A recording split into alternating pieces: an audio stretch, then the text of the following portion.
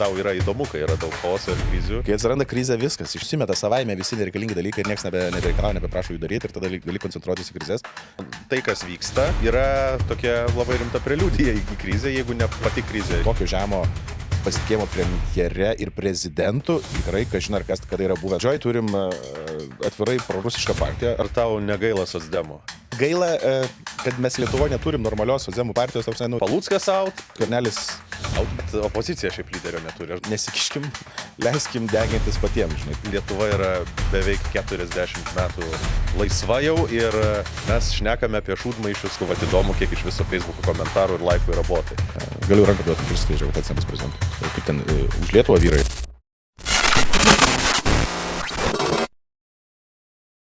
Labadiena, su jumis Laisvės partijos podcastas Be triukšmo ir mano svečiuose šiandien Karolis Žukauskas, kurisgi yra komunikacijos specialistas, buvęs Vilniaus miesto mero patarėjas, nuo 2023 metų pavasario atsakingas už paramos Ukrainai organizacijos Blue Yellow komunikaciją.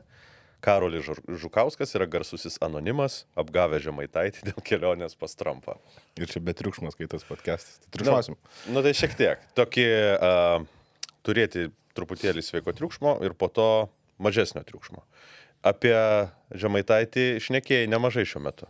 Tai tik apie jį, man atrodo, mano gyvenimo jau per daug jis sudaro dalį, didelę dalį to, bet jis kaip personažas, bet už jo slypi įdomesni reikalai, apie ką verta šnekėti. Taip.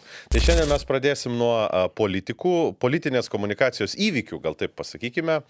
Pradžiai top 10 sureitinguosim juos, kurie tau pačiam atrodė patys įdomiausi ir tada eisim prie šiek tiek rimtesnių reikalų. Tai mes turim tokį icebreakerį top 10. Okay.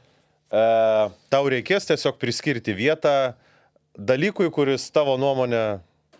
Pagal įdomumą, efektyvumą. Kaip tu pats pasakysi? Gerai. Numeris 1 yra Tomo Vytauto Raskevičiaus bučkis celofanai. Bet aš tai nežinosiu, ne visų 10 ir Tai dabar aišku nežinosi. Kaip tu manai, buvo čia įdomu? Gerai, šitas davė metus kalėjimo celofanai grubiai. Tai gerai, metai nėra daug, bet tarkim, saugiai 5 vietą. Saugiai 5 vietą. Aš galvojau, kad nebus tai toks reikšmingas įvykis, kol neatsisėdo į kalėjimą. Taip, jeigu nebūtų už tai sėdęs, nes celofanai metams uždaryti kalėjimą yra visai gerai, nes jisai politikų gal netiek makaluoja, bet visuomenė dirgina labai stipriai. Tai... Nors gal kiek ir per aukštai, bet tiek to, nes nežinau, kas bus kiti. Ne, tai pažiūrėsim, po to, jeigu ką galėsiu padaryti, žvaigždutę kokią padėti. Gerai. Numeris 2, Lukiškių Flešas. Oi, čia manau, kad... vienas dalykas, kad tai buvo mano idėja ir aš labai stipriai prie to dirbo, tai asmeniškai esu subjektyvus, bet ir labai įdomiai pasirodė tie metai, prisimeni puikiai, kad visos institucijos puolė, buvo rinkiminiai metai, aš manau, Laisvės partija, nors kaltino, kad čia viskas padaryta dėl Laisvės partijos, nors nevelnio buvo dėl Vilniaus, bet pats Karbauskis kaltas, kad užsipuolė visus, kas prie to prisidėjo ir davė tokį teigiamą turėti priešą kartais gerai. Tai Karbauskis tapo tokio sveiko Vilniaus priešų ir manau Vilniečiai mobilizavosi ir padėjo tiek Laisvės partijai, tiek sveikoms jėgoms ateiti valdžią. Tai aukštai duočiau, bet nežinau, kas kiti. Gerai, 2 vieta. Palikim 1 taip. 2 vieta. Jo. Labai iššaukė daug visokių diskusijų ir netokių rimtų ir rimtesnių apie tai, kaip aikštės yra ir džiaugsmo, ir skausmo, ir demokratijos, ir visokių kitų dalykų vieta. Ir šiaip tai, aš su kuo pašneku savo rate, tai tą Lukiškių aikštės pliažą labai maloniai prisimena visi. Tai mes tada ir apklausas darėmės, kad Vilniečiai vertina ir viskas buvo pozityviai. Ten buvo tie, kas Vilnių nebūna, nesilanko, kaip Karbauskis. Jis atvažiuoja kaip į darbą, atvažiuodavo į tą Vilnių. Jisgi norėjo prie Seimo tą koplytstulpį pastatyti. Jis tą Vilnių matė kaip mažą naisių kažkokią kopiją, graudulingų ir visokių kalvų ir panašiai. Tai ne, Vilnius apie daugiau negu tik apie kažkokias graudulingas kalbas. Pamenu, jau buvau pamiršęs koplytstulpį prie Seimo, bet dabar prisiminiau iš tikrųjų. Galvojom, kaip tai padaryti, kad jis to nepadarytų. Ir laimiai ir pavyko blokuoti ir nebuvo. Jo. Taip, Zuokas su tanku, tokia klasika, senoji klasika. Kaip įdomu, šitas įvykis vienaip buvo vertinimas tada, kai jis buvo ir po to po kiek laiko praėjus čia visai kitaip. Tai kažkaip, kai jis tą padarė, tokių būdavo mažai tokių aštrių ir atrodė visai pozityvus. Iš dabartinės perspektyvos žiūrint, tai čia labai daug blogų dalykų yra. Ir plius Zuokas niekada negalėjo vertinti vienareikšmiškai, kaip čia sakyti, netgi žmogus padarė ir gerų dalykų, bet dėja. Nežinau, nenoriu už tai duoti gal kokią, bet ir ne per žemai, nes buvo ryškus. 7. O sakai blogai dėl to, kad, traiško mašinas? Meras, kuris savo miestiečių mašinas traiško. Tada to gal nebuvo, bet šiaip agresyvumą. Bet kovoja už dviračius, žiūrėk. Dviračio nebuvo, čia yra tankas ir mašina, tai aišku, tada nebuvo dar karinės invazijos, bet dabar, žinai, šitam fone Vilniaus gatve važiuoja tankas, pervažiuoja mašiną, konotacijos dabar visai kitokias. Bet ir šiaip, man patinka, aš turiu tokią komunikaciją, gal ir tuo metu irgi, man atrodo, pozityviai vertinau, bet sakau, viską sudėliojęs ir žinot, kad tai yra Zuokas. Jeigu tu darai nuosekliai ir tai yra tik tai tavo realių veiksmų atspindys, bet jeigu tu pripaišai dviračio takų, kurie veda į stulpą su balta linija tiesiog nupieštų takų ir taip tu kuri dviračių miestą, tai ne, tai yra fake. Petras Gražulis rėkiantis LGBT mitingė. Kaip ten, už Lietuvą vyrai? Man atrodo, kad čia tame buvo gal už Lietuvą vyrai iš tikrųjų. Šitas originalas. Jo, kai nešė jį rašė už Lietuvą vyrai, man atrodo, čia buvo koks trečias turbūt LGBT, ne pirmas buvo, nes čia pirmas buvo Upės gatvėje. Ryškus buvo tuo metu, bet šiaip, vėlgi... Bet dabar išrinko Europos parlamentą, su šitų šūkiu. Visada vieną durnį turim išsiųsti. Daugiau. Man atrodo, daugiau yra Europos parlamentą. Bet toks, žinai, kur vis tiek visi susitelkia aplink vieną, pasisekė jam, daugiau nepateks. Bet irgi tas 5-7 buvo, tai šitas šiaip nelabai skanus 8. Gerai. Aš manau, dar bus tokių klasikų, kur tikrai galima ir į aukštą vietą duoti.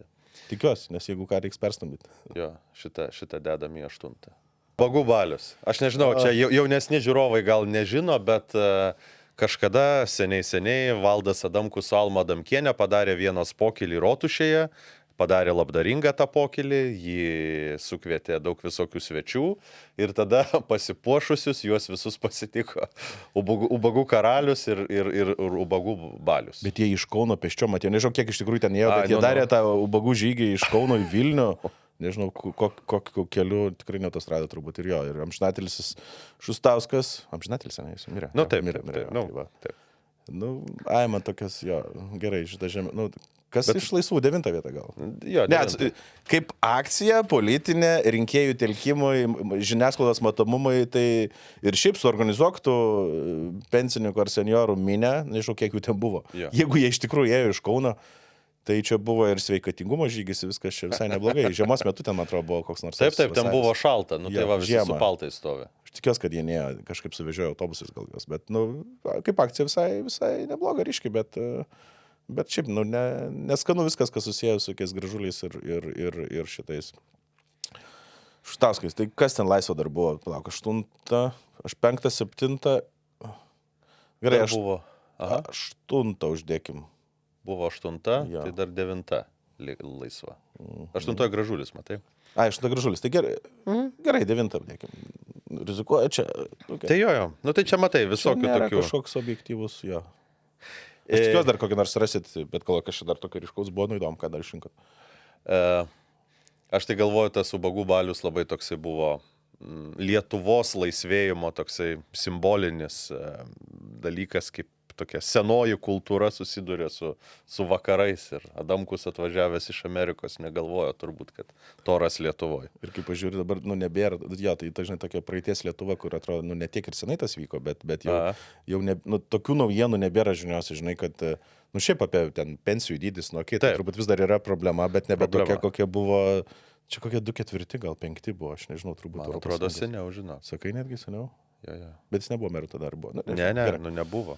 Būtų su kostiumu atėjęs. Tautos prisikėlimo partija, kuri buvo įkurta. 2008 laimėjo rinkimus, ne? Tai 2007 įkurta arba 2008.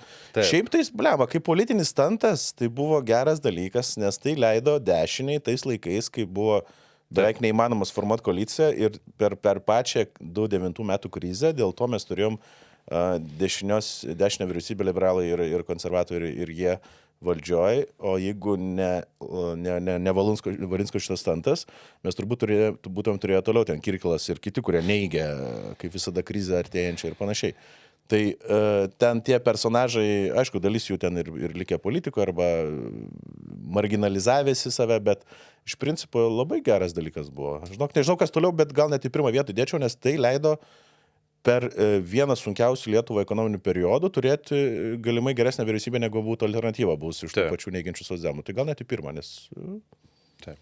geras ten. Aš dabar kažkaip su kažkuo čia šnekėjau, sakau, visai būtų geras variantas, kad kažkas atrastų, mums reikia dešiniai populizmo. Žinai, dešinės rinkėjams, dešinės rinkėjai dažniausiai neturiu tyrimų, bet atrodo tokie, žinai, išrankesni, kritiškesni ir dėl to net leidžia tokių dalykų.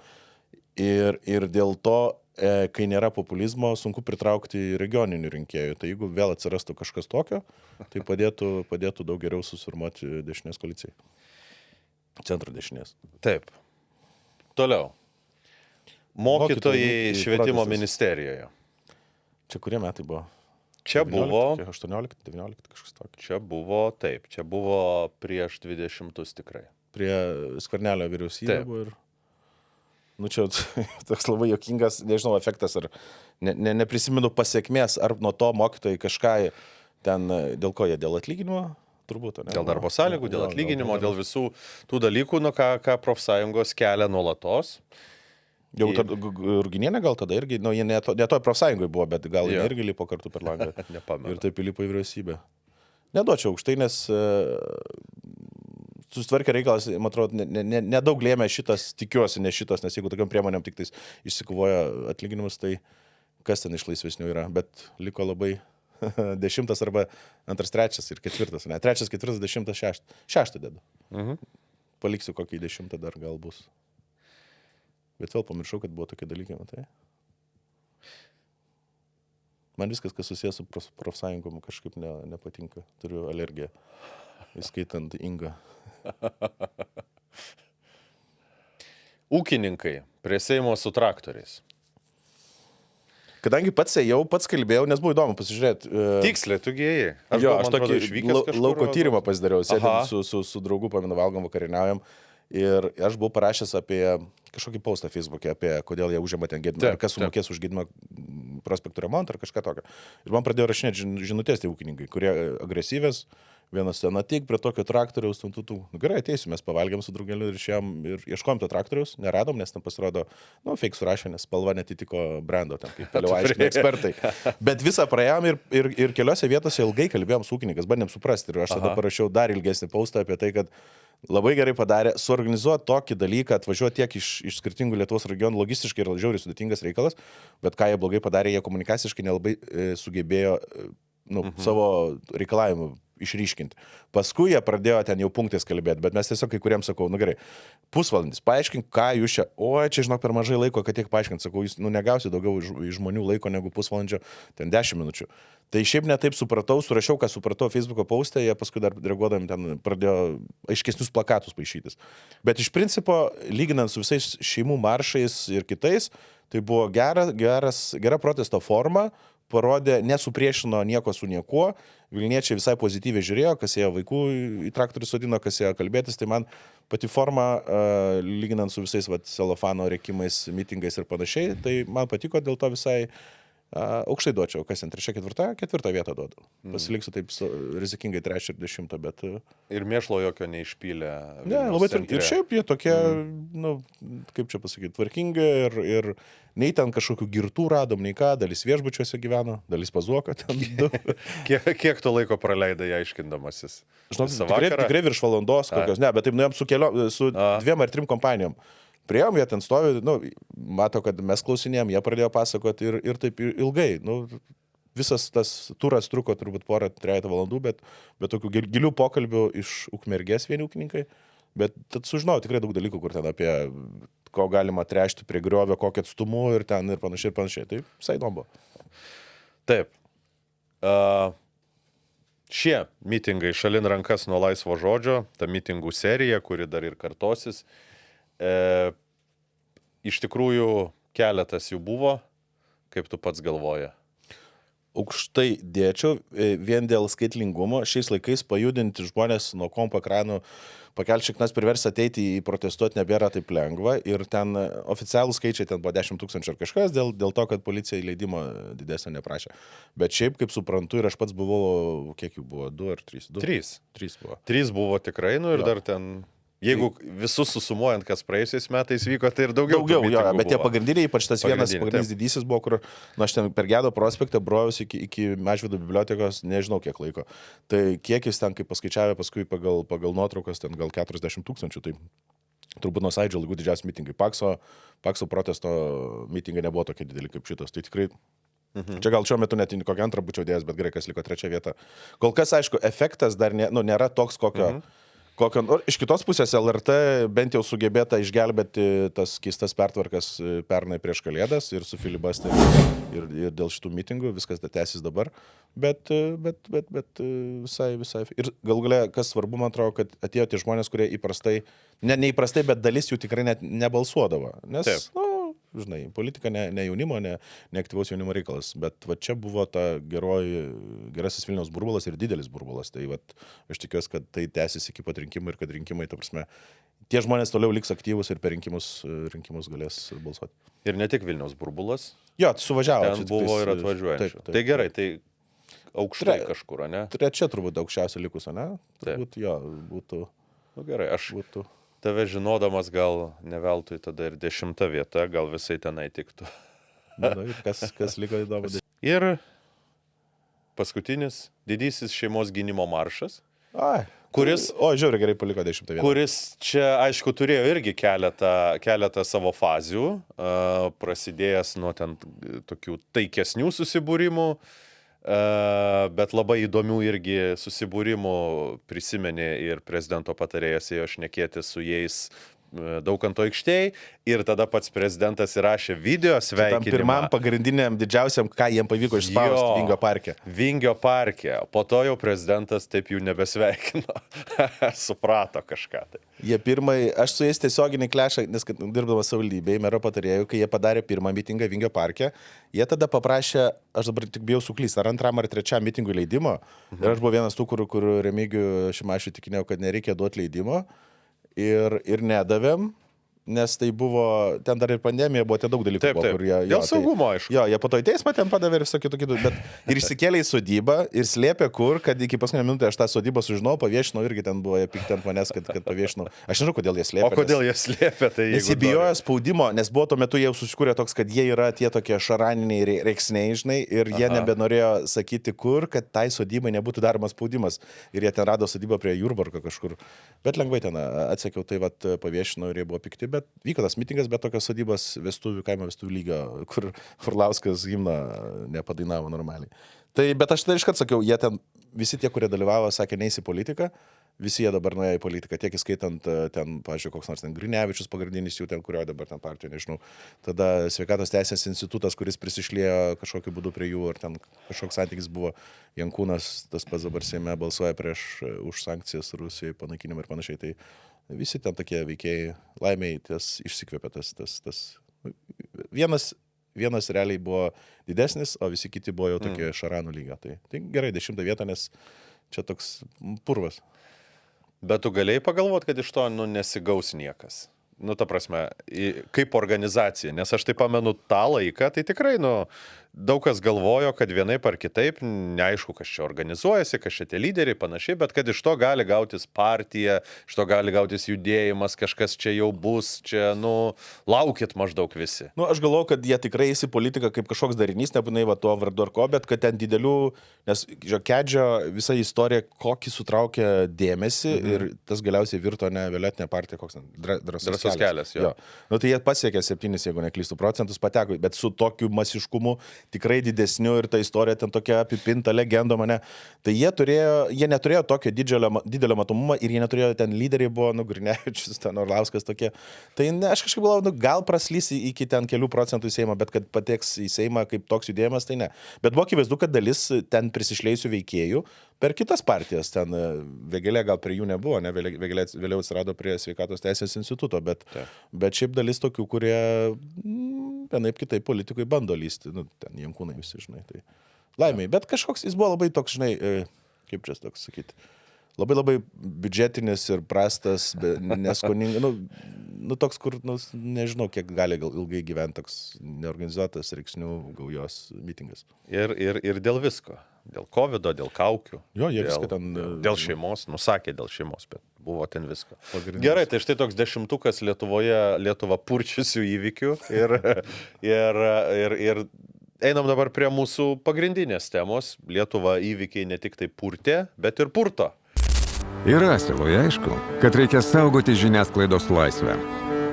Ir Asilui aišku, kad reikia rūpintis Lietuvos saugumu.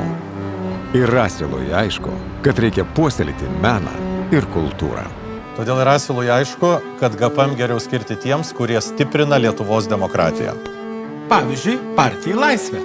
Skirk 0,6% gyventojų pajamų mokesčio partijai Laisvė. Na, kaip čia?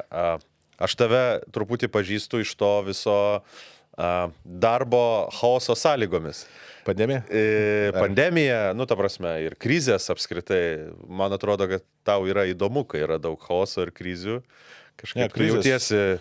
Chaosas, žinai, chaosas savaime nėra gerai, bet krizės man tai labai patinka. Jo, krizės yra žiūri didelės galimybės. Tada nusimeta nereikalingi, nereikšmingi dalykai, bet ką mūsų gyvenime, darbė yra daug dalykų ir ten prioritetai tada taip slankio nuo... Kai atsiranda krizė, viskas išnyksta, nusimeta savaime visi nereikalingi dalykai ir niekas nebereikalauja, nebeprašo jų daryti ir tada gali koncentruotis į krizės ir tada gali prašyti žmonių pagalbos, ką per pandemiją darėm su savivaldybė. Didžiulės galimybės, man atrodo, ir išsigrina žmonėm, žinai, toks biški prioritetai, nes šiaip kai gerai gyveni, tai viskas vienodai svarbu arba vienodai nesvarbu. Tu manai dabar Lietuva krizėj?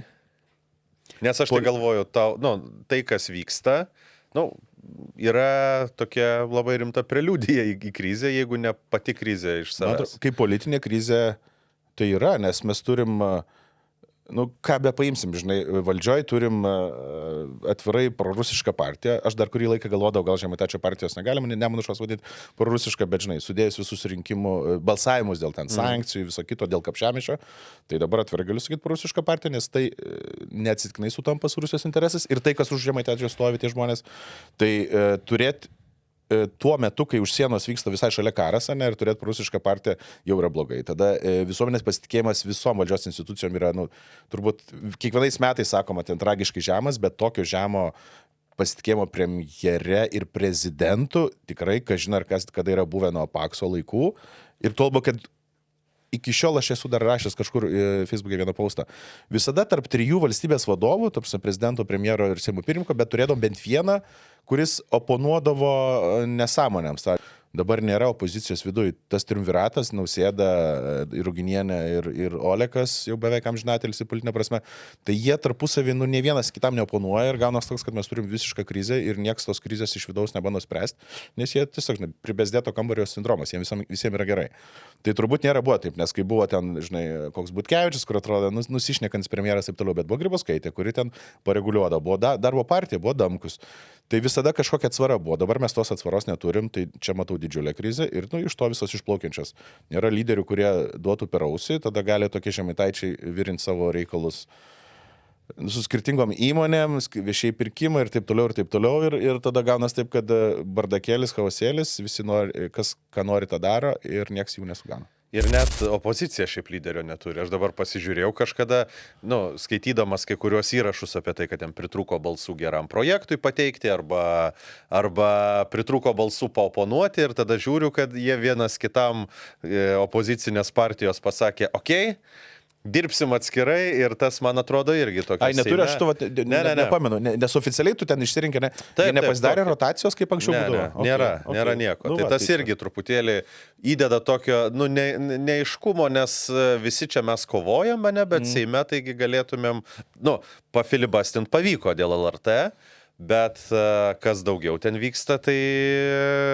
Tai Skvernelis out beveik, tai va toks lieka tada ką, bet blogai. Opozicijos, man atrodo, dabar tokia, jų gal ne tai, kad funkcija, bet jie dabar tokia pasidarė, kad panašiai kaip Amerikoje šitie demokratai, kad nesikiškim, leiskim degintis patiems, žinai, tai kartais noris gal, kad daugiau įsikištų, arba gal nematau tų įsikišimų, bet sodemai daro viską, kad susidegintų patys kartu su visa koalicija. O dabar apie Žemaitaitį. Kaip tu pats galvoji? Aš tai, pavyzdžiui, niekada nesu toksai sąmokslų teorijų šalininkas. Man labai neįdomus ten gandai, pletkai, visokie sąmokslo teorijos, visa kita. Ir bet apie jį galvojant, ne, tai visokios mintys eina galvon apie tai, kad, aišku, iš Trumpo ten ir kitų radikalų teorijų pasimokė savo veikimo modelių, nes tie dabar pinigai, ne, einantis, tikrai ne iš vakarų pusės, sakykime, o gal iš kažkur kitur galėtų būti. Kiek tu manai realiai šitas veikėjas yra, ta prasme, kaip kažkieno tai valdomas ir iš šono gaidinamas? Ar jisai čia pats toksai durnas ir tiesiog atranda, kaip ką padaryti, ar čia yra įtaka? Žinai, jeigu būtų prieš kokius 3-4 mėnesius tas klausimas, net po to, kaip gavote su Anonimo Amerika, ne, tai būčiau sakęs, kad turbūt yra, žinai, toks, kaip čia, merkantilistas, kuris mato, kur eina pinigas, eina iš paskos ir už tą pinigą daro tą politinį šou, nes kažkokią naudą iš to gauna. Jis visada toks buvo, beje, Seime, aš tai, kai jį žiūrėdavau iš šono, tai man ir atrodė, kad jisai labai gerai užuodžia, kur kada dėl kokio tabako įstatymo ranką pakelt. Bet dabar, kai pradėjau diginti ir kuo toliau, tuo daugiau tos informacijos, tai, net žinau, konkrečiai, su konkrečiais asmenimis turiu reguliarius susitikimus, ten su vienu trečiadienį, su kitu pirmadienį. Ir tose susitikimuose, kiek girdžiu informacijos net ir iš vidaus Nemuno aušros, tai tose susitikimuose ne jis yra pagrindinis, jis yra tas, kuris klausosi. Tai panašu, kad yra taip, kad jam yra duodami nurodymai, žinai, tu turi padaryti tą. Ir už tai bus tas. Ne veltui jam labai aktualus yra grynųjų pinigų įstatymas, nes susigirdės ir kaip pinigai suvaikšto, per kokią šalis grįžta pas jį galimai, reikia sakyti turbūt ar ne. Tai dabar atrodo, kad yra kokie, bent jau aš dabar rašau, apie 2 parašiau, dar apie 4 turiu, kokie 5-6 jam labai svarbus asmenys, kurie nurodinėja, ką daryti ir aš net, matau, kokią naudą galimai tie asmenys gauna. Viešiai pirkimai, sankcijų naikinimas, ten nafta ir panašiai. Tai va taip viskas susisieja, kad jis yra toks jiems naudingas klounas, garsiai rėkiantis, mėgstantis sceną, narcizas ir tas sutampa. Jam reikia, žinai, scenos reikia turbūt kažkokių finansų, kuriuos jie gali garantuoti, o jam reikia užkulisinių, buvimo užkulisėje, bet kad kažkas to siektų ir darytų. Tai dabar jau tikrai nesakyčiau, kad jis yra toks, žinai, vienišas žaidėjas savo kažkokiem keistiem tikslam. Tai yra, panašu į labai, visai neblogai organizuota struktūra. Galbūt ne visi tarpusavį ten susieja už jo stovintis. Bet tikrai dalis yra, Švinius, ten Gvalda, Šūdmaišis, ten visi aplink jį ir kai kurie kartu ten ir medžioja. Tai, taip atrodo, kad ten visai rimta struktūrėlė dirba. Ir čia, sakau, jis nelaikau jį klounu, jis nėra gal pats protingiausias, bet jis yra gudrus. Jis yra naglas ir gudrus ir dar visiškai be savikritikos. Ir dėl to gali varyti va taip. Aš tiesiog truputį nusišypsojau, nes Lietuva yra beveik 40 metų laisva jau ir mes šnekame apie šūdmaišius politinių partijų Seimo kontekste kaip veikėjus, kurie ten daro įtaką. Pasirodo, labai rimtai jo veikia, ne tai, kad aš irgi taip nebūčiau patikėjęs, kol ne ta nuotrauka išlino ne su šūdmaišiu, gal susitikimas kažkas, bet, kaip paaiškėja ten schemos schemutės ir dar tikiuosi pavyks rodyti, yra ten ir kol kas gandai, kad Žemaitaitis pirko apartamentus Palangoje už gerokai mažesnę negu rinkos kainą, nes tai buvo vėlgi dovanėlė už kažką. Tai pradedi tikrintas įmonės, link kur veda, įdomių dalykų ten yra. Tai ne, čia yra, žiaurokai, mes jo 21 amžiui net ne pradžioj, kai, žinai, darbo partija žaisdavo, taip. Bet 26, 5, 7 toliau metais turim tokią struktūrą valdžioje ir kažkaip visiems yra okei daugmaž. Ar tau negaila socdemų? Nes aš, prisipažinsiu, jų kadencijos pradžiai kartais pažiūrėdavau į Palucką, kaip jisai bando nieko nesureikšminti. Ir galvojau, gal čia yra tokia taktika. Iš tikrųjų, gal to Žemaitaičio taip sureikšminti nereikia ir gal jeigu taip jau iki galo nesureikšminsi, gal jisai ir nesusireikšmins. Bet tada paaiškėjo su Palucku, kas paaiškėjo, kad jisai turi bagažą, kurio pats, nežinau, neįvertino ir degė, sudegė.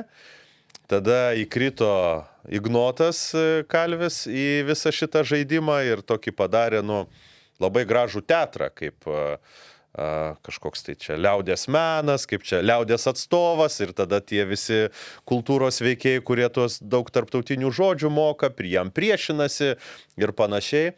Ir iš tas teatras atrodo, tik tai suteikia antrą kvepavimą Nemuno aušrai, o socdemai ir dar Paluckas out, ir dabar nebesuprasi iš viskas tenai, ką valdo, ar ten kryptis yra, ar nieko nėra. Ir toksai, gilinį pelkę. Ta prasme, net nuo kadencijos pradžios jau atrodo Vilijos tą pažadą būti premjerė jau truputėlį net visi pamiršo, nors ir tai iš pradžių buvo toksai didysis rinkėjų apgavimas. O tada po to apgavimo sekė kitas ir tada taip viskas įsmegdobė. Tai, ta prasme, čia aš tai šito net nelabai galėjau tikėtis, kad iš socdemų tokia šlapia vieta, realiai, tokia visiškai šlapia vieta. Jo, tai, žinai, gaila tikrai negaila. Man gal gaila, kad mes Lietuvoje neturim normalios socdemų partijos, nežinau, netgi Kirkilas ar kažkas, buvo, žinai, strategavo, buvo tokie, vis tiek atrodo už valstybėje. Dabar, jo, liko šlapia vieta ir blogai, jeigu visai neturėsim jokių socdemų, nes tada lengvai jų vietą užims, dar didesni radikalai, marginalai. Iš kitos pusės, tai, ką dabar daro socdemai, tai irgi yra didžiulis blogis, nes jie vienas dalykas įgalina Nemuno aušrą žaisti ir panašu, kad ne tai, kad, kaip čia netyčia leido jiem, bet labai pragmatiškai leidžia žaisti tam, kad šiek tiek pridengtų jos. Vat yra Nemuno aušra, dabar visi iš jų ten šaiposi puola ir taip toliau, o socdemai tarsi lieka nuošaliai. Taip, jų reitingai važiuoja žemyn, jie tą mato, jie gal tikisi, kad atgros tą reitingų skirtumą iki rinkimų ir, žinai, vėl tauta pamiršo, dažnai būna, keli metai pamiršta viską, kaip Blinkevičiūtė beveik pamiršom jau. Tai jie dabar yra sąmoningi šito proceso dalyviai ir jie tą daro toks jausmas sąmoningai. Jie nori būti tas užkulisinis žaidėjas, nors didžiausias turėtų būti matomiausias, bet jie leidžia žaisti Nemuno aušrai tam, kad galėtų savo reikalus tvarkytis. Ir kai pasižiūri, tarp nuo vadovų keitimo, nežinau, uosto vadovas ir panašiai, tai irgi fegda visą kitą, tai panašu, kad yra sistemingas žaidimas. Ta partija šiuo metu ten gal trigalvė pagal koalicijos frakcijas viduje išskaidžius, kaip suprantu, nėra aiškaus lyderio, kuris vėlgi suvaldytų. Tai toks jausmas, žinai, jie gyvena tokio artėjančio pasaulio pabaigos nuotaikomis ir iki pasaulio pabaigos, tai reikia visiškai jų sutriuškinimo rinkimuose, liko ten 3 metai, tai dabar kiek mes prisivoksim ar kiek prisidarysim, tiek ir turėsim. Ir visi tą daro skirtingas. Tai dėl to visiškai negaila. Jie gal netokiam atviram ir žuliam levelį kaip Nemuno aušra su Žemaitaičiu, bet irgi nesąmonės daro. Tai blogai. Atsitraukiant truputėlį toliau, visą tai, kas vyksta, mes turėjom Lietuvoje nemažai visokių populistų, Viktoras Uspaskich kaip klasikinė istorija, dar tokia asmeninė legenda, jisai tenai iš Archangelsko atvažiavo, čia miestą pastatė, miestą sutvarkė, tada ir Lietuvą sutvarkys ir panašiai. Bet žiūrint ir Lietuvą, žiūrint ir pasaulį, yra toksai truputį jausmas, kad greitėja dalykai, ir tie nauji lyderiai gali labai greitai iškilti ir tada jie eina kažkur toliau ir gal čia, nežinau, socialiniai tinklai, ta dezinformacija, tie visi burbulai turi įtakos politikai, kaip mes ją suprantam, kad tokios kokia buvo 20-ojo amžiaus vidury, klasikinės jau niekada nebebus.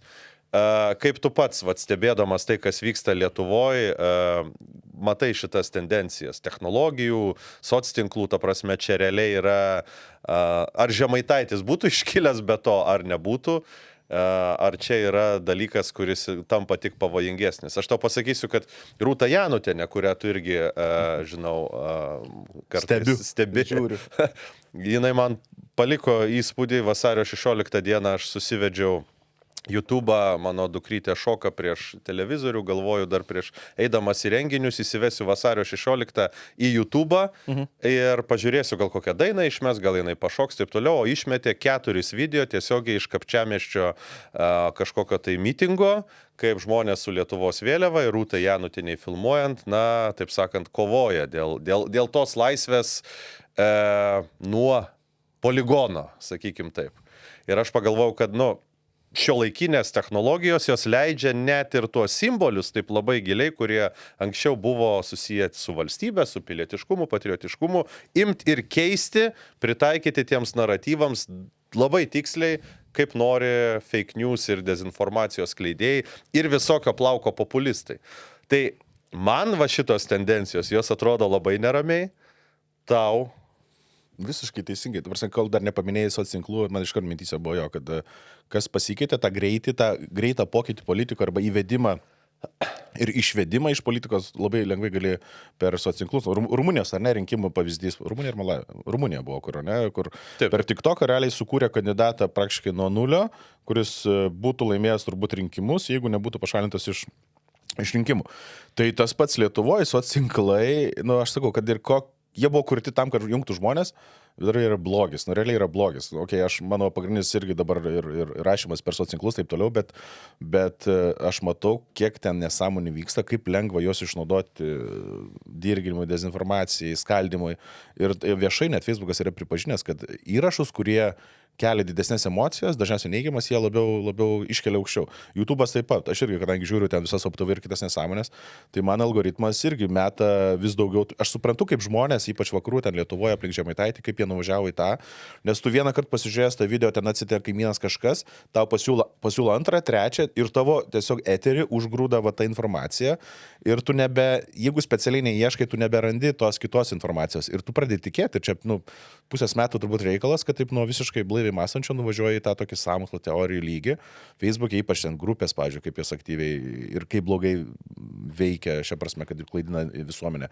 Tai visiškai socialinklai yra dėja tapo didžiausių visuomenių kiršintojų ir tokių ryšių nutraukėjų. Mes praradom dalį visuomenės tiesiog visiškai susiklešinę tarp jų ir mūsų burbulo, vadinkim, jų burbulo, nežinau kaip čia skaidyti. Ir labai nesinori ten tokių priešpriešų, bet taip yra. Ir labai nesinori, kad dar auktų ta dalis, kuri jau yra lost. Tai šitoje šviesoje ataka prieš visuomeninį transliuotoją, irgi atrodo neatsiradus iš dyko buvimo, o iš tam tikro logikos, kurią turi viena iš stovyklų. Visokie tyrimai, kurie žinai, atskleidžia jų darbelius ir jiems skauda ir jie galvoja. Irgi toks bukas mąstymas, tu užpulsi tą LRT, net jeigu perimsi pilnai kontrolę, nedings nuo žinai, ten siena, redakcija, kiti nepriklausomi žurnalistai, dalis turbūt LRT žurnalistų išeis ir tirs.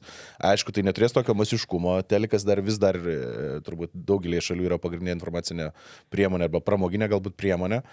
Tai toks bukas teisingas, žinai, užimti telegrafą, užimti ten tiltus ir visą kitą, tai jie tuo vadovėliu vadovaujas. Kas yra Vengrijoje padaryta ir labai daug panašumų ten, žinai, su teisėsaugos sistema, su žiniasklaida panašiai. Tai dėja. Truputėlį dar pakalbėkime apie Blue and Yellow ir Ukrainą. Kaip tu vertini, tai kas matosi dabar, visuomenė, aišku, šiek tiek prie to karo pradeda priprasti. Ne, tai jau priprato. Jau priprato. Priprato, jo, taip yra. Bet kaip daryti taip, kad nepriprastume mes iki galo, nes jūs vis tiek turbūt diskutuojat tarpusavį ir ieškot tų būdų. Nes nuotaika šiaip visuomenės, aš žiūrėdamas į Lietuvą, manau, kad jinai yra nerami. Tie, kurie yra šauliuose, kurie patys žino, kaip savim pasirūpinti, savo šeima pasirūpinti, jie ir psichologiškai, ir kitaip yra atsparesni. Kiti, kurie laukia ir taip žiūri, skaito žinias, jaučiasi labai įvairiai ir modeliuoja savo gyvenimo scenarijus. Bet jūsų Blue and Yellow misija yra ir tą Ukrainos kontekstą su Lietuva, kaip čia pasakyti, sugretinti turbūt, parodant tam tikrą paralelę, suaktualinti, negazdinti. Kaip jūs randat tas nišas, ar ant ko dabar jūs labiausiai fokusuojatės tam, kad pasiektumėt lietuvius? Žinai, turbūt nebuvo pas nieką, aš atėjau tiesą ir 23-ais, tai jau po invazijos, bet nemanau, kad pas kažką buvo iliuzija, kad tas sprogimas visuomenės paramos Blue Yellow Ukrainai ir per Blue Yellow, kuris vyko iškart po invazijos ten pirmom dienom, savaitė, mėnesiais, kad jis išliks tokiam lygiai. Tai visi suprato, kad parama mažės ir tas paramos mažėjimas visai tokia turi, gal ir net vienodą kreivę, nors kita vertus 25 metų surinkta suma, aš dabar bijau suklysti tiksliai 20 milijonų gal nesiekė, šiek tiek mažiau. Tai jinai nelabai daug atsiliko nuo 24 metų sumos. Tai toks bangavimas vis tiek yra, žinai. Ir aišku, bendra tendencija yra tokia, kad visiems karas turbūt ir pabodo, galima sakyti, ir priprato. Ir mūsų tada misija yra tokia, kad šiek tiek priminti, kad ukrainiečiai tai, ką daro, jeigu pas juos buvo diena, kada čia kovo 24 pas juos atskrido 999 dronai. Buvo rekordinis rusų paleistų dronų kiekis. Iš jų numišė 94% ukrainiečiai, žinai, keli nukrito. Tai pas mus nukrito vienas dronas, dabar antras berods, ne, kiek ten iš viso buvo ir ten Ukrainos, Rusijos, neaišku kieno. Tai ir pas mus, žinai, breaking news, čia jau ministrai važiuoja į vietą, tai, tam, kad supras, kokiom sąlygom gyvena Ukraina, jie turi kasdien po 1000 ar mažiau šiek tiek dronų. Tai ir dėl to mes turim tik vieną, o ne 1000, dėl to, kad jie laikos. Jeigu jie kris, tai tada jau, žinai, kas sekantis klaustukas. Tai mūsų misija tokia primint per tai, ne tai, kad gazdint, kad čia, žinai, bus, bet realiai. Ir tai yra mūsų tvora, mūsų apsaugos sistema. Jeigu mes jos nesaugosim, tada į mūsų kiemą galės bet kas ateiti. Tai ir visokiom akcijom tą darom. Žinai, yra tas klasikinis pavyzdys, kur jau klasika tapęs pavyzdys, kur sukoncentruoji per 3 savaitės, per mėnesį paraginį ir šiemet vėlgi. Netikėtai, kaip čia sakyti, dalis komandos tikrai mažesnės sumas prognozavom, aš pats galvoju bus mažesnė suma, gavos 5,5 ar 7 milijono, tai tikrai maniau, kad jau bus didesnis kritimas negu buvo anksčiau. Tai kažkaip viskas, man atrodo, natūraliai, nes yra naujienų daug daugiau pasaulyje negu tik Ukraina, kai buvo invazijos pradžioje, viskas buvo tik apie Ukrainą. Tai aišku, dabar dar Iranas, visa kita, tai žmonės ir pavargsta. Iš kitos pusės mes jau porą gal metų taip perinam prie to, raginam žmonės, kad tai būtų toks ne išsigandau, aukoju, išsigandau, ten bėgu ir aukoju, bet kad reguliarus toks, žinai, kaip tu moki reguliariai, nežinau, už šildymą, už vandenį, už kažką, už mokyklas, darželius ir panašiai. Tai čia toks už saugumą, kad pridėtum kas mėnesį po, kad ir, nežinau, 5 eurus tą vieną skambutį. Tai jeigu visi taip reguliariai darys, tai neveiks tas gąsdinimo metodas, bet prie tokio bandome eiti. Bet aišku, reikia vis laiks nuo laiko kažkokių pakurti įdomesnių ten priminimų, akcijų ar kažko, nes taip veikia žmonių smegenis. Tu turi kažkaip prasibraut pro visą informacinį triukšmą. Bet iš to, ką mes šnekam ir apie paramą Ukrainai, ir apie prieš tai, ką sakėm, tai gal tas pilietinės visuomenės stiprėjimas, jisai matomas Lietuvoje, kad yra ta sąmoningų žmonių grupė ir jinai yra nemaža, jinai gali išeiti į mitingą, jinai remia Ukrainą ir ne tik tai aukštyn žemyn, bet ir pastoviai. Gal čia yra vaistas nuo visų tų žemaitaičių? Ar tu jautiesi va šitoje vietoje toks optimistas, ar tu čia matai, kad gerėja, ar tiesiog matai, kad gali būti labai visaip? Aš dažniausiai daugumoje sričių esu optimistas, šito irgi mane kas neramina, tai socinklų įtaka ir dar AI-us, dirbtinis intelektas atsiradęs, tie du dalykai labai lengvai išnaudojami dezinformacijai ir šiek tiek bijau, kas iki ko nuves tolimesni tarsi rinkimai panašiai, bet iš principo taip, nuo ko pradėjom kalbėti apie krizės, ar ne, tai yra, šiuo metu esam krizai, geopolitiniai, pasaulio chaosėlis krizai, Lietuvos politinė sistema krizėje, visa kita, tai šitoj krizėje yra geras dalykas, kad taip, žmonės labiau telkėsi, motyvuojasi daryti dalykus, kurių nedarytų tiesiog taikos ramių metu, tai turbūt šauliai auga, aukojimas, šiaip Lietuva kaip valstybė vien per Blue Yellow Ukrainai paskyrė 110 milijonų. Jau nėra kitos Europoje valstybės, kur per capita tokį skaičių nuimtų. Net ne per capita, aš žinau, Lenkai ar turi kokį fondą, kuris tiek būtų surinkęs. Tai čia yra didžiulis pavyzdys, kad mums rūpi, žmonės nėra tokie, žinai, atsainus nusispjovėliai, kur ten, kas bus tas. Bet ana pusė, ta vadinamoji kiršintojai, dirgintojai irgi nesnaudžia, išnaudoja tos pačius įrankius ir jie irgi stiprinas jėgas. Jeigu palyginsim po invazijos, kaip jie buvo nutilę visi ten, nuo Janutinio Orlausko iki Tutkų ir kiti kelis mėnesius tylėjo, nes nesuprato, kas vyksta, į kurią pusę čia reiks pasimesti, čia kaip bus kas. Ir paskui jie po truputį, ten maždaug nuo 22 metų rugpjūčio mėnesio, tai pradėjo vėl lysti žinai, iškėlė galvas, jau saugučiai išlyst palot. Ir dabar jau visiškai įsisiautė tą Trumpo modelį paėmė, žinai, kad nėra vienos tiesos, yra postiesa ir kas pasako to tiesa, žinai. Tai tas baisu, kad ta dalis irgi stiprėja, bet toks gal didėja klešas tarp dviejų skirtingų aktyvių visuomenės dalių, didžioji dalis vis dar yra per vidurį tokia pilka, neaktyvi, bet auga bent jau ir ta geroji dalis jo. Jo, tai apie tai, ką mes šnekam, čia dar yra tokia Reddit istorija įdėta. Įdomu, kokį iš tiesų turi palaikymą Nemuno dešra, nes Facebook'e paskaitai, tai komentaruose atrodo labai daug kas jį palaiko. Žemaitaitis ant savo postų po 20k laikų surenka, kas yra labai daug. Aš manau, kad jis net ir prezidento rinkimus laimėtų drąsiai. Aišku, įdomu, kiek iš viso Facebook'o komentarų ir laikų yra botai. Va čia yra tokia šiuolaikinio tos diskusijos atspindys, ne, kad tie botai ir tie visi soctinklai atrodo prideda dar tokio žmonėms iš tikro galvojimo, kad gal Žemaitaitis ir laimėtų. O gal Žemaitaitis ir gali laimėti, ką? Ne, negali. Žinok, negali. Jo, kažkaip per praėjusius rinkimus, kai buvo, tai ten Vėgėlė atrodė, kuris turi potencialą šitie antrą turą, kad laimėtų netikėjau, nes Lietuvos prezidentų kaip konservatorius negali tapti, nes regionuose niekada negaus palaikymą, taip toks šiek tiek prorusiškas veikėjas netaps, nes laimė didžioji dalis vis dar blaiviai mato ir tiek ES vertina pozityviai, tiek Rusija negatyviai. Tai tie du dėmenys, man atrodo, sukuria tokį, kad turi laimėti arba toks, kuris, kaip Nausėda, ne toks, kur aiškiai slidus kaip ungurys visiems tinkantis. Tai Dabar jau mes jį kaip slidų vertinam, tada atrodė geriau. ne, aš tada jau ir vertinau blogai ir aš ten diskusijų, man nepatiko tada, bet nes negali, bet čia kita istorija, nes neturėjo mėsos iš ko būti jam prezidentu, žinai. Bet Žemaitaitis tada jis gerai pasirodė, kiek 13% ar kiek surinko tos rinkimuose, Vėgėlė kaltino, kad dėl jo nepateko į antrą turą, bet dabar man atrodo, jisai, gerai, ten tą patį 13, gal daugiau šiek tiek, bet kad 50% antram turė, neįsivaizduoju, kaip turėtų sudėlioti šachmatai, nes du tokie į antrą turą praeit negali, tai jau kas be praeitų kitas, nežinau, socdemai, jeigu pastatytų turbūt iškamšą kokią nors ten Blinkevičiūtės ir tai jau tauta mobilizuotus, kad, už mažesnį blogį. Bet dėl tų 20 000 laikų ir kitų nėra pasityti laikų. Būna postai atskiri, kur ten po 2-3 tūkstančius laikų, kur ten gerai sudirgina. Bet įprastai, jeigu pasižiūri, pas jie dabar 500, ten dar 10 000 followerių, didžioji dalis, aišku, absoliučiai didžioji dalis vietnamiečiai, ir kai kurie postai ten 200 laikų surenka. Tai, akivaizdu, kad tai yra kuriamas, žinai, šaržas internete ir su tais oponentais, kurie ten atrodo, visi pikti loja, nežinau, niekada ten nuvažiuok į kokį nors rajoną, pradedi šnekėti su žmonėm, nėra tokių, kokie atrodo žmonės internete. Tai čia tai, ką daro Rusija, mūsų, žinai, bando rodyti, kad mes čia esam tokie viduje susiskaldę ir kad Žemaitaičio palaikytojų yra daug. Nėra taip. Yra ten tie keli procentai, yra Šilalė, Šilutė, Kelmė ir kitur, kur tikrai suklaidintų žmonių yra nemažai, ten to albo sąsojo su darbinė prasme, ten visi apaugę aplink visokias savivaldybės.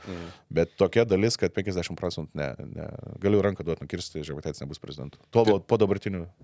Po dabartinio nevažiuoju žemyn. Ne, aš tikiuosi, kad jisai, aš dar turiu paruošęs. Ne, aš dar vis gaunu info, bet šiaip aš iš principo atsakau, mano pirmas buvo toksai, kad aš noriu, kad jis lėktų lauk iš koalicijos, tada buvo, kad jis lėktų iš politikos, dabar aš jau noriu tiesiai, kad jisai tiesiog už savo darbelius atsisėstų. Liktinai, neliktinai, whatever, bet jis politiko nebegali būti, jis yra tiek prisivirinęs, kad, aš tikiuosi, čia laiko klausimas, kol teisėsauga sujungs taškus ant jį. Bet pagrindinių vaistų, ko tu tikėtumės iš normalių politikų, yra tas ryšys su žmonėm, kad ten demonizuotumėm tų žmonių, kurie yra kažkur toliau ir net jeigu jie balsavo, kažkada patikėjo Žemaitaičiu, bet pasišnekėjimas, pokalbis, kontaktas, kuris gali atskiesti tą soctinklų tokį visą užvirimą, ne? Jo, ir politikai, kad tą darytų, nes iš tikrųjų ten, žinai, mes galim ten, nurašau ten Šilutę, Šilalę, Kelmę, ten yra labai daug normalių žmonių. Jo, aš turiu minti, kad tos jo rinkėjus atrodo, kad jau, aš vertinu taip, kad jos tikrai žiauriai sunku pervesti į tas, kritiškesnio mąstymo arba, iš tų sąmokslo teorijų atimti. Bet įmanoma, bet, labai sunku, bet aš nerašau jų kaip žmonių, tiesiog sakau, kad su jais reikia dirbti ir, bet čia jau net valstybės masteliu, tai yra, belenkokio masto projektas ir turbūt, kad labiau reikia galvoti į ateitį, ten, nežinau, kokie Suomiai, nuo darželių, nuo mokyklų pradeda mokyti informacinio kritiškumo. Pas mus tas vis dar nedėgiama, nors gyvenam fronto pašonėje, ne, Rusiją turim per amžius. Tai jie kažkurie tie žmonės, suprantu, gal jau ir lost ir ten visada bus ten keli procentai, kurie balsuos už bet ką, tik tais ne už rimtesnę partiją, bet mums bent jau su ta pilkesnė masė reikia dirbti, kurie dar nėra perėję į tą pusę ir skatinti, nežinau, domėtis plačiau informaciją. Yra priemonių, galvoju, netgi aš turiu idėją vieną projektą irgi apie socialinklus, kad vaikai savo tėvus, ten senelius ar ne šiek tiek pagaidintų tam informaciniam šiukšlynę, nes ne visi supranta, kaip veikia ten algoritmai Facebook ar YouTube. Tai čia dar man atrodo, nieko nesam padarę. Tai čia tikrai, jeigu mes nieko nedarysim, ta auditorijos dalis ir auks. Ir nuo ten 7% ar kiek Žemaitaitis dabar turėjo rinkimuose didės. Bet reikia gelbėti. Ačiū tau labai, Karoli, už pokalbį. Su jumis buvo Laisvės partijos podcastas Be triukšmo. Sekit mus visur, kur įmanoma mus sekti. Gatvėse irgi. Ačiū.